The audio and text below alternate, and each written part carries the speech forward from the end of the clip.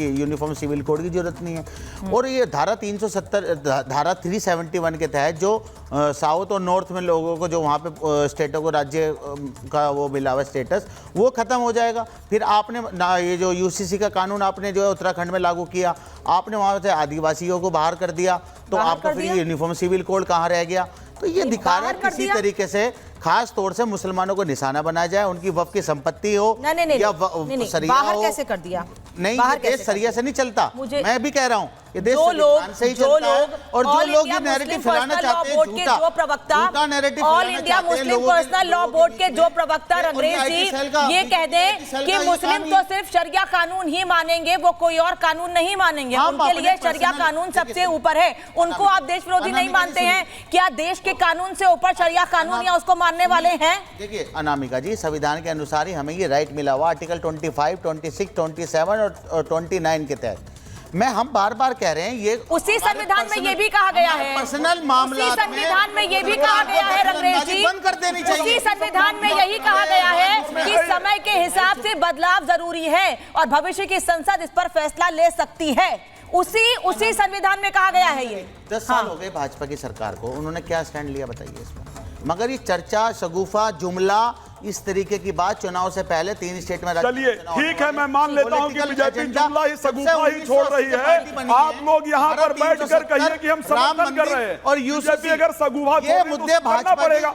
आप यहाँ पर बैठकर वो तो कह रहे हैं राम मंदिर 370 पूरा हुआ है, वो तो कह रहे हैं आचार्य इस तरीके का वो ये कह रहे हैं कि राम मंदिर कोर्ट के आदेश के बाद राम मंदिर पूरा हुआ है, 370 हमने हटा दिया है और आज कश्मीर की स्थिति सुधरी है पहले से। जो हमने जनता से वादे किए, जिनसे हम सत्ता में आए हैं, वो जो उन्होंने कहा मैं वो बात दोहरा रही हूँ, जो उन्होंने कहा मैं वो बात दोहरा रही हूँ। और हाँ, मैं कश्मीर गई हूँ, मैंने वहाँ के लोगों से बात की है। नहीं, मैं बार बार कह रही हूँ, किसी का खुद को किसी का रहनुमा दिखाने की कोशिश मत कीजिए।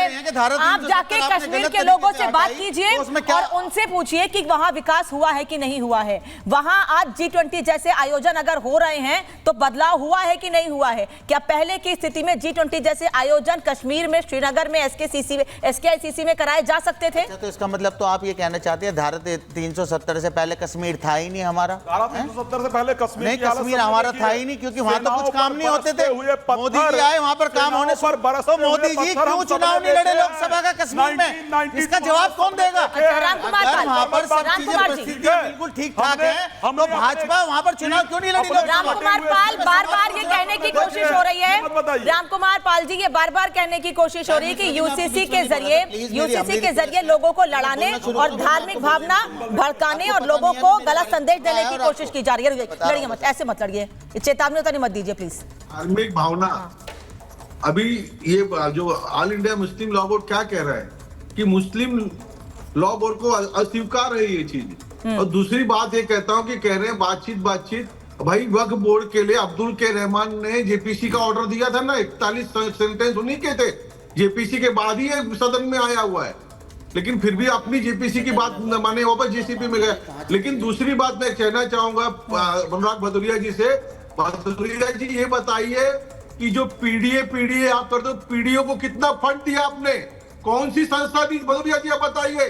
कोई दी है मौलाना आजाद बोर्ड जैसी, कोई अल्पसंख्यक बोर्ड जैसा बोर्ड दिया है आपने? पीडीए सिर्फ चिल्लाते वोट लेने के लिए। अरे छोड़िए, एम की बात छोड़ के वाई को कितना दिया है कितने सरकारों में आपने, जहां सत्ता में रहे? एम वाई यादवों ने आपको जगाया है, जिताया है, बनाया है, आपने कितना बोर्ड उनको दिया, कितना सरकारी फंड दिया भदौरिया जी? यही देश पूछता है आपसे, कितना उनको आर्थिक सहायता की? ना नौकरियां दी है, मानूंगा, नौकरी के अलावा एन को क्या दिया आपने?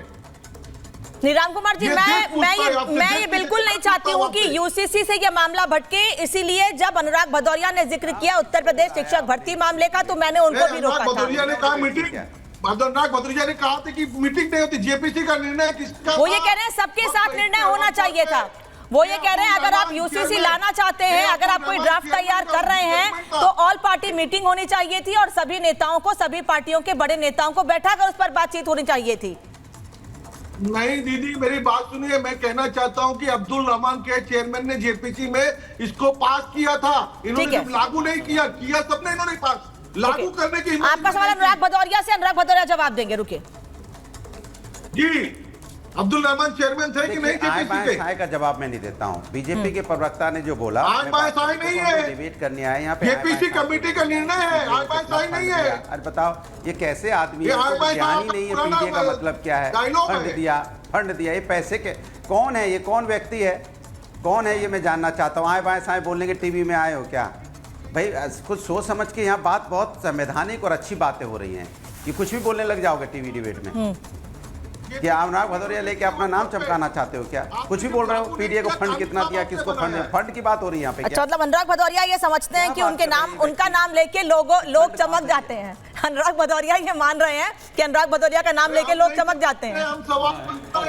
कुछ भी करे पीडीए नहीं, अनुराग भदौरिया का नाम। चलिए आप बात यूसीसी पर कीजिए, छोड़ दीजिए। आप अपनी बात रख रहे थे, अपनी बात को कंटिन्यू कीजिए। हाँ, बात क्या हो रही है, बात कहाँ आ रही हूँ रंगरेज गजब भाई। अच्छा मैं अपनी बात कह लूँ अब, मैं बात कह लूँ। देखिए सवाल यूसीसी पे बात हो रही है। मैंने कहा कि लास्ट सरकार जो देश की सरकार है संविधान से चलती है। जब संविधान और न्यायपालिका यहाँ पे है तो संविधान सम्मत बात होगी ना भाई। आप यूसीसी लाना चाहते हैं, अच्छी बात, आप लाना चाहते हैं, आपकी मंशा है। 20 साल से आपकी सरकार है, 20 साल से चुनाव के पहले भाषणबाजी करके फिर चुनाव खत्म, फिर भूल जाते हो हर चीजें। अरे आपने कहा, अभी आपने बोला कि वक्फ बोर्ड की बात की, तो वक्फ बोर्ड के लिए आप लेके आए बिल, जेपीसी में गया, जेपीसी में चर्चा होगी कि नहीं होगी?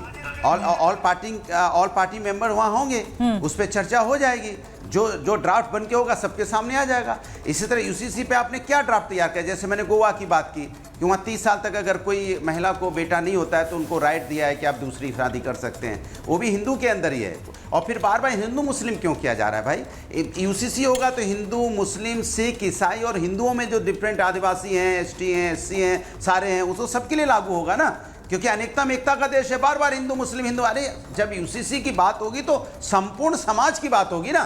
तो हमारा समाज में जो विभिन्न जो अच्छी बात है कि अनेकता में एकता, बार बार जो मैं रिपीट कर रहा हूँ, उसमें सिख भी हैं, ईसाई भी हैं, जैन भी हैं, बौद्ध भी हैं, मुस्लिम भी हैं, हिंदू में भी कई हमारे अपने आदिवासी समाज है, या जो हमारे नॉर्थ ईस्ट का समाज है, या डिफरेंट भाषा के लोग हैं, डिफरेंट जातियों के लोग हैं। तो उनको सबको बैठ के इसमें सबके रिप्रेजेंटेटिव पार्लियामेंट में है, तो जब बैठेंगे वहाँ राउंड टेबल तो उस पर चर्चा होगी। वो चर्चा इनको नहीं करनी है, टीवी डिबेट में करनी है। आओ टीवी डिबेट में चर्चा कर। टीवी डिबेट में ना हमारी किसी की हैसियत है कि टीवी डिबेट से हम बोलेंगे वो पार्लियामेंट में पास हो जाएगा। वो पार्लियामेंट के लोकसभा जो एक संविधान बना हुआ है, जो वहाँ एमपी हैं, जो वहाँ लीडरान हैं, वो आपस में बैठते हैं, चर्चा होती है और कानून बनता है।